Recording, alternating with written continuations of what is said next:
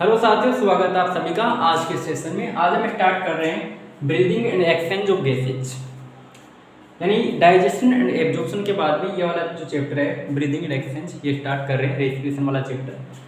तो ये चैप्टर के बारे में एक बेसिक इंट्रोडक्शन हम जान लेते हैं। तो शुरुआत करते हैं हमारे चैप्टर की बिना किसी टाइम वेस्ट किए हुए।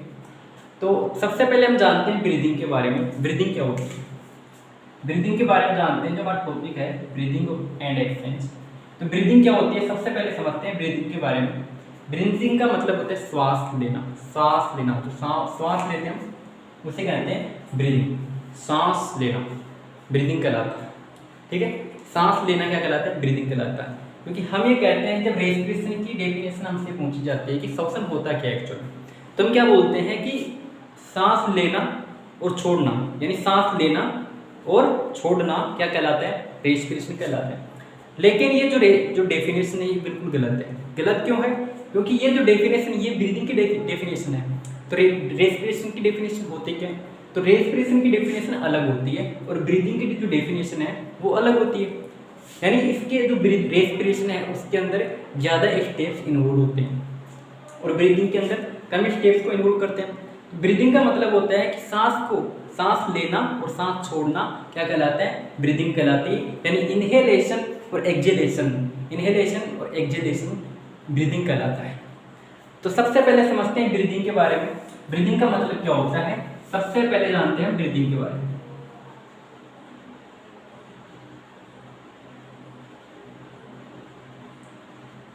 ब्रीदिंग के बारे में जानते हैं। सबसे पहले हम किसके बारे में जान रहे हैं, ब्रीदिंग के बारे में जान रहे हैं, और एक जान रहे हैं रेस्पिरेशन के बारे में। रेस्पिरेशन के बारे में जान रहे हैं, यानी इन दोनों में डिफरेंस है या नहीं है, या समान ही है या अलग अलग है, ये दोनों समान है या अलग अलग है, इसके बारे में जानते हैं।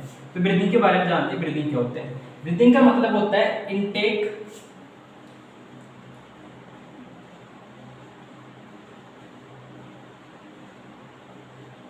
Of air. Intake of air का मतलब क्या होता है, यानी इनहेलेशन की बात कर रहा है ये। किसकी बात कर रहा है ये, inhalation.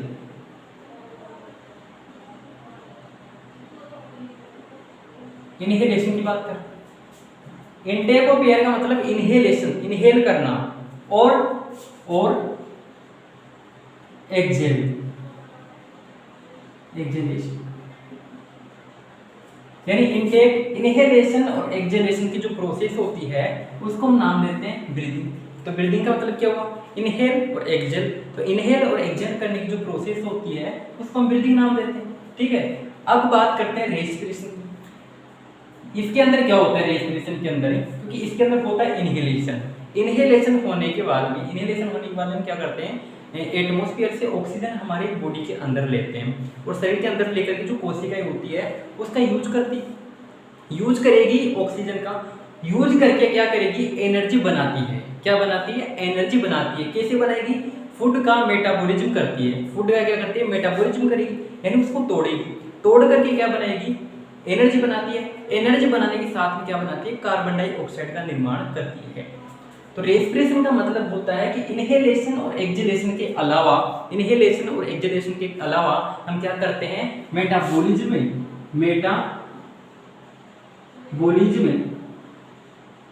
Of food and produce energy.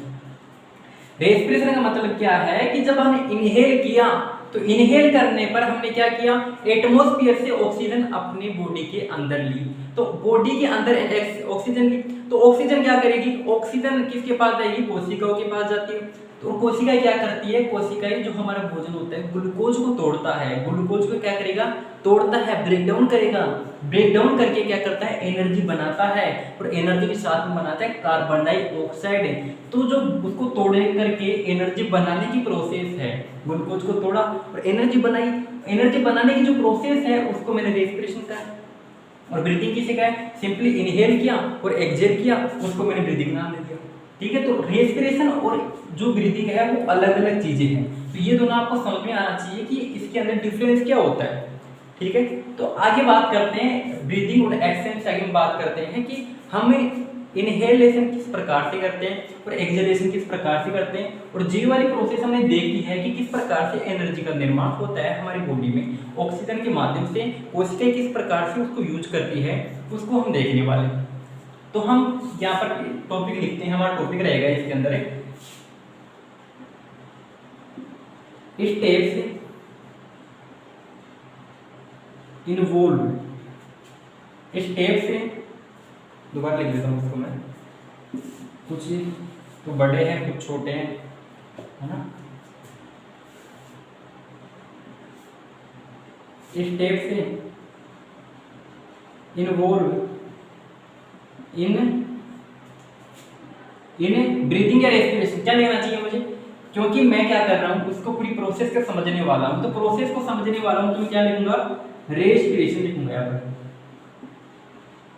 Respiration लिख रहा हूँ मैं, क्या लिख रहा हूँ यहाँ पर, रेस्पिरेशन लिख रहा हूँ। क्यों लिख रहा हूँ रेस्पिरेशन, क्योंकि मैं इसकी पूरी प्रोसेस को समझने वाला हूँ। किसकी प्रोसेस को समझने वाला हूँ, रेस्पिरेशन की जो पूरी प्रोसेस है, एक्सचेंज ऑफ गैसेज है, उसको समझने वाला हूँ। Steps involve in respiration, steps involve in respiration, steps involve in respiration. ठीक है, तो देखिए इसको समझाने के लिए देखिए इस प्रकार समझाता हूँ मैं आपको। ये होता है सिंपली माउथ है, समझिए ना, माउथ है। तो इसके अंदर है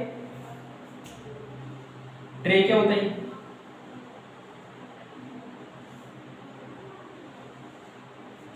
ये ट्रे क्या करता है, इसको समझाता हूँ पहले मैं आपको। ये ट्रे क्या होता है, इसको भी समझने वाले हैं कि ट्रे क्या क्या होता है, ये किस प्रकार से डिवाइड करता है। तो सबसे पहले हम समझते हैं कि जब हम इनहेल कर रहे हैं, इनहेल कर रहे हैं, इनहेलेशन कर रहे हैं, तो ऑक्सीजन का जो ऑक्सीजन होती है वो किससे जाती है, एटमॉस्फेयर से, वो एटमॉस्फेयर से जाती है। एटमॉस्फेयर से कहां पर जाएगी, नोस्ट्रिल से होते हुए, नोस्ट्रिल से होते हुए हमारी ट्रेकिया में जाती है। नोस्ट्रिल से होते हुए पहले जाएगी बाहर के जो एक्सटर्नल नोस्ट्रिल है उनमें जाएगी, जो नासा छिद्र होते हैं बाहर के नासा छिद्र, फिर जाती है ये नेजल केविटी के अंदर, फिर नेजल केविटी के अंदर जाती है, उससे पीछे क्या होते हैं, इंटरनल नोस्ट्रिल होते हैं। इस प्रकार से एक्सटर्नल नोस्ट्रिल है, उसी प्रकार से क्या होते हैं, इंटरनल नोस्ट्रिल होते हैं। इंटरनल नोस्ट्रिल में पहुंच जाती है, उसके बाद में ये पहुंचते हैं, यहाँ पर पहुंचती है, जो प्रोसेस है अभी हम पढ़ने वाला हूँ लेकिन इसको बता देता हूँ। फिर इंटरनल नोस्ट्रिल में पहुंचती है और वहां पर पहुंचने के बाद में कहाँ पर पहुंचेगी, ये पहुंचती है, ये फेरिंग्स में पहुंचती है, फेरिंग्स में यानी नेजोफेरिंग्स में पहुंचती है। नेजोफेरिंग्स वाला जो पोर्शन है हमने पढ़ा था, किसके अंदर पढ़ा था, डाइजेशन एंड एब्जॉर्प्शन के अंदर पढ़ा था कि नेजोफेरिंग्स वाला पोर्शन कौन सा होता है, जो नेजल केविटी होती है वो वाला पोर्शन होता है, उसे नेजोफेरिंग्स कहते हैं। नेजोफेरिंग्स के बाद में ये जाती है, उसके बाद में जाती है लेरिंग्स के पास में। लेरिंग्स के बाद में जो मैं वॉइस निकाल रहा हूँ, जो आवाज निकाल रहा हूँ, किसके माध्यम से निकाल रहा हूँ, वो लेरिंग्स के माध्यम से निकाल रहा हूँ। लेरिंग से होती हुई जाएगी ये इसके पास, ट्रेकिया के पास जाएगी। तो ये वाली जो प्रोसेस है, यानी सिंपली ये तो ऑक्सीजन तो बस मूव कर रही है वहां पर, तो मूव कर रही है, ये कहां पर जाएगी, ट्रेकिया के अंदर जाएगी। ट्रेकिया के अंदर जाएगी क्योंकि हम तो क्या पढ़ रहे हैं, रेस्पिरेशन पढ़ रहे हैं, तो इसके अंदर इसको मेटाबॉलिज्म करने की प्रोसेस हमें पढ़नी है कि किस प्रकार से एक्सहेल यानी इनका एक्सचेंज होता है।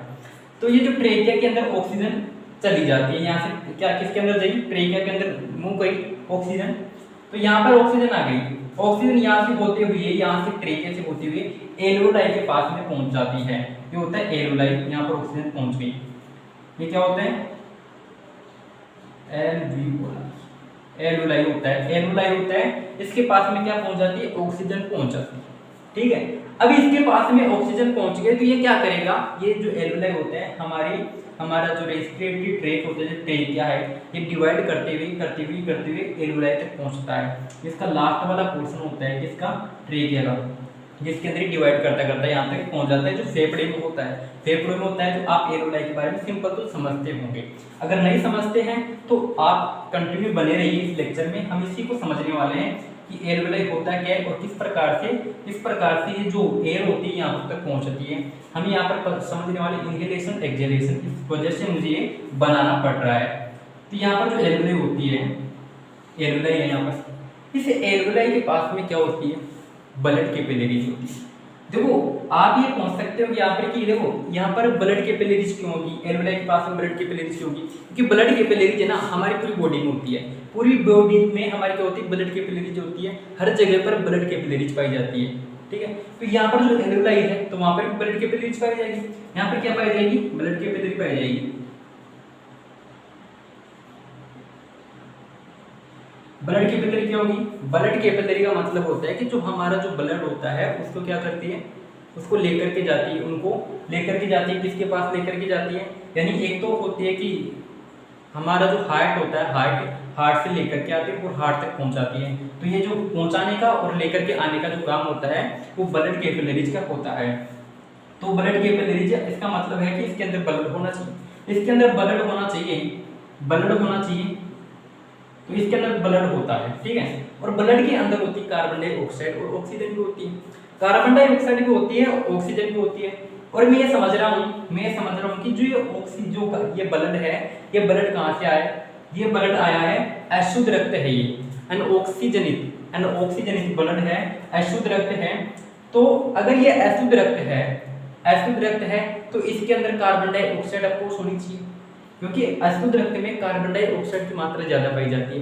क्यों पाई जाती है, क्योंकि ऑक्सीजन है ना जो यूज कर लिया जाता है, ऑक्सीजन यूज कर लिया जाता है और कार्बन डाइऑक्साइड उसके अंदर डाल दिया जाता है। तो ऑक्सीजन यूज कर लिया गया, तो यूज करने की वजह से ऑक्सीजन तो हो गया कम, और कार्बन डाइऑक्साइड को किसके अंदर डाल दिया गया, कार्बन डाइऑक्साइड को ब्लड के अंदर डाल दिया गया। किनके द्वारा डाला गया है, टिश्यू के द्वारा डाला गया है, टिश्यू के द्वारा डाला गया है। तो ये चीजें आपको कॉम्प्लेक्स लग सकती है, बिल्कुल लग सकती है, क्योंकि ये जो चीजें हैं ये आपको आगे बताने वाला हूँ बिल्कुल सिंपल वे में कि किस प्रकार से ये ब्लड के अंदर कार्बन डाइऑक्साइड डाली जाती है और ये जो ऑक्सीजन है एल्वेलाई से ब्लड कैपिलरीज में किस प्रकार से डाली जाती है। ठीक है, तो ये जो ऑक्सीजन होती है वो किसके अंदर डाली जाएगी, यहाँ पर किसके अंदर डाली जाएगी, ब्लड कैपिलरीज में डाली जाती है। तो ब्लड कैपिलरीज में ऑक्सीजन डाल दी गई है और यहाँ पर हमारे पास क्या थी, हमारे पास कार्बन डाइऑक्साइड ब्लड कैपिलरीज में थी, ब्लड कैपिलरीज में कार्बन डाइऑक्साइड थी, तो ये कार्बन डाइऑक्साइड किधर मूव कर जाएगी, एल्वेलाई के पास में मूव कर जाएगी। तो ये क्या हो गया हमारे पास एक्सचेंज ऑफ गैसेज हुआ। एक्सचेंज ऑफ गैसेज हुआ, कैसे हुआ, क्योंकि ऑक्सीजन थी तो ऑक्सीजन ब्लड कैपिलरीज के पास आ गई और ब्लड कैपिलरीज से क्या है मेरे पास, इस कैपिलरीज के लिए जो कार्बन डाइऑक्साइड थी वो एल्वेलाई के पास में चली गई है, एल्वेलाई के पास में पहुंच गई है। जो ऑक्सीजन है उसको मैंने इनहेल किया है, ये क्या किया मैंने,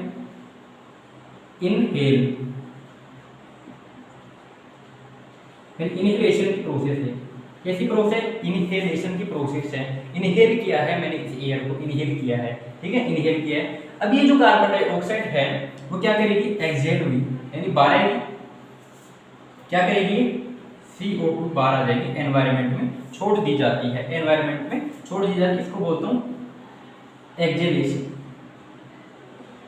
एक्सहेलेशन का मतलब होता है कि कार्बन डाइऑक्साइड हमारा जो हम बाहर निकाल, देखो यहाँ पर हम सांस ले रहे हैं, तो ले रहे हैं तो ऑक्सीजन अंदर ले रहे हैं, तो ऑक्सीजन अंदर ले रहे हैं, लेकिन जब छोड़ रहे हैं तो उस समय हम क्या छोड़ रहे हैं, कार्बन डाइऑक्साइड छोड़ रहे हैं। कार्बन डाइऑक्साइड के साथ में भी ऑक्सीजन होती है, यानी हम छोड़ते हैं, जब ये वायु श्वास लेते हैं मतलब इनहेल करते हैं तो क्या करते हैं, ऑक्सीजन लेते हैं, और एक्सहेल करते हैं तो कार्बन डाइऑक्साइड छोड़ते हैं। उसके साथ में क्या होता है, ऑक्सीजन भी कुछ मात्रा में प्रेजेंट होती है, लेकिन उसके अंदर ज्यादा मात्रा किसकी होती है, कार्बन डाइऑक्साइड की होती है।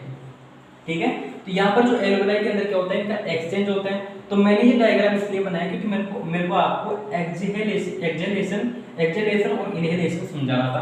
तो इनहेलेशन और एक्सहेलेशन की ये सिंपल प्रोसेस होती है। ठीक है, तो ये मैं क्या कर रहा हूँ, मैं एक्सचेंज कर रहा हूँ, किसका, गैसेज का एक्सचेंज कर रहा हूँ। लेकिन ये जो एक्सचेंज है अभी तक कंप्लीट नहीं हुआ, जो एक्सचेंज है अभी तक कंप्लीट नहीं हुआ है, मतलब क्या है, यहाँ तक अगर मैंने देख लिया तो इसको कंप्लीट नहीं हुआ है, इसलिए मैं इसको बोलता हूँ एक्सटर्नल रेस्पिरेशन। एक्सटर्नल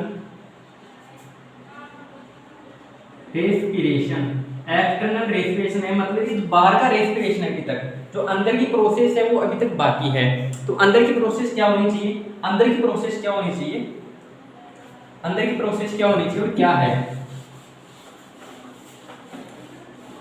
ये वाली जो प्रोसेस है वो क्या है, एक्सटर्नल रेस्पिरेशन कहता हूँ, एक्सटर्नल रेस्पिरेशन कहता हूँ। तो मैं क्या कर रहा हूँ, एक्सचेंज कर रहा हूँ। मैं देखो एक बात लिखता हूँ, जो मैंने यहाँ पे किया है उसको मैं एक समरी फॉर्म में लिख रहा हूँ। मैं लिख रहा हूँ exchange of gases. Exchange of gases किसके बीच में गैसेज का एक्सचेंज हो रहा है, खुद से देखिए आप, किसके बीच में हो रहा है, एलोलाई बिटवीन एलोलाई एंड ब्लड कैपिलरीज। लेकिन सुनिए अब यहां पर ध्यान से, मैं इसको कह रहा हूं पल्मोनरी कैपिलरी, पल्मोनरी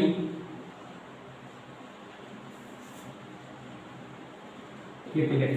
अब देखो मैंने इसको क्या नाम दिया, पल्मोनरी कैपिलरी नाम दिया है। ये नाम दे दिया मैंने इस ब्लड कैपिलरी को, इस ब्लड कैपिलरी को पल्मोनरी कैपिलरी नाम दिया। तो आपका ये क्वेश्चन होना चाहिए कि मैंने इसको ये नाम क्यों दिया। इसको ये नाम इसलिए दिया है क्योंकि ये किसके पास है, एल्वेओलाई के पास है। एल्वेओलाई के पास है इसलिए इस ब्लड कैपिलरी को क्या नाम दिया है, पल्मोनरी कैपिलरी नाम दिया है।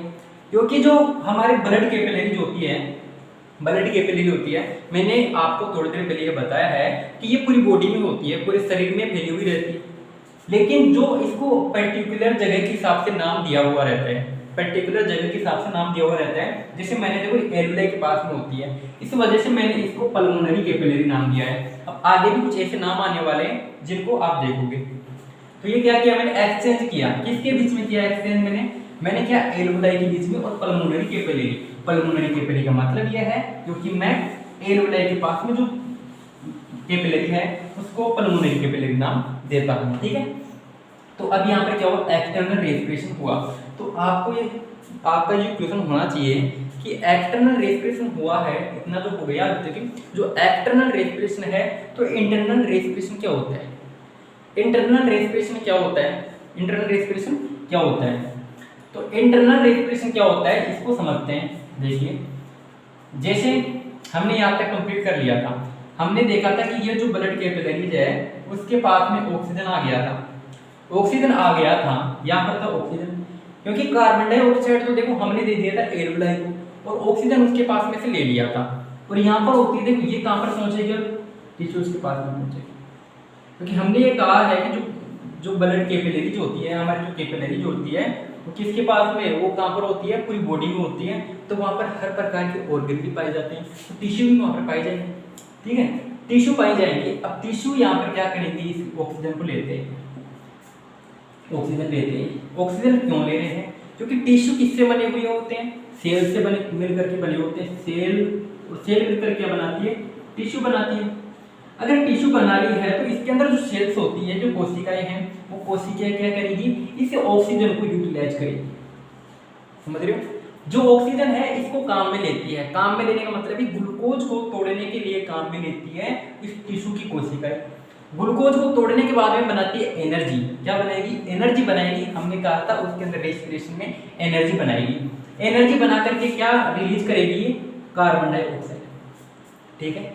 ये ग्लूकोज टूटता है, तो ग्लूकोज तोड़ने पर क्या होता है, एनर्जी रिलीज होती है, एनर्जी रिलीज होती है, एनर्जी रिलीज होती है और कार्बन डाइऑक्साइड भी रिलीज होती है। इसका देखो फॉर्मूला ये होता है, जैसे ग्लूकोज है, ग्लूकोज है, ग्लूकोज को आपने ऑक्सीजन की उपस्थिति में तोड़ दिया, ऑक्सीजन की उपस्थिति में तोड़ दिया। ये जो प्रोसेस है किसके अंदर हुई है, एक कोशिका के अंदर हो रही है। कोशिका के अंदर हुई ग्लूकोज है, ऑक्सीजन की उपस्थिति में आपने इसको तोड़ दिया।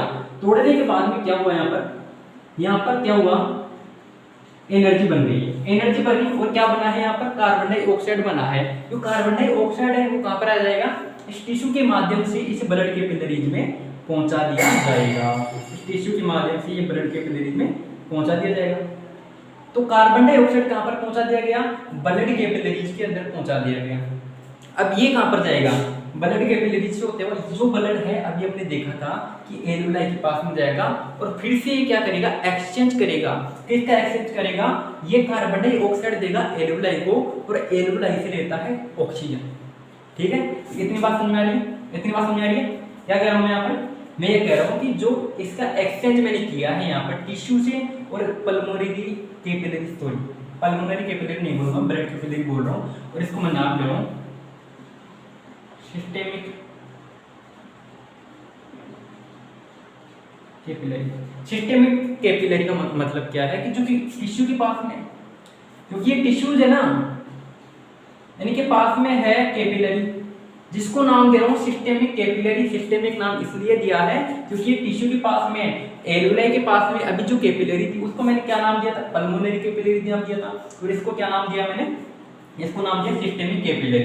ठीक है, तो मैं ये कह रहा हूँ टिश्यू है ना, टिश्यू के पास में जो कोशिकाएं होती है वो यूटिलाइज करती है ऑक्सीजन को और कार्बन डाइऑक्साइड रिलीज करती है, और कार्बन डाइऑक्साइड किसके पास में पहुंचा दिया जाता है, कार्बन डाइऑक्साइड पहुंचा दिया ब्लड कैपिलरीज के पास में, जो सिस्टेमिक कैपिलरी है टिश्यू की उसके पास में पहुंचा दिया गया, और ये ब्लड किसके पास जाएगा, वापस से एलुलाई के पास में पहुंचा दिया जाता है, और फिर से उसके अंदर एक्सचेंज होता है।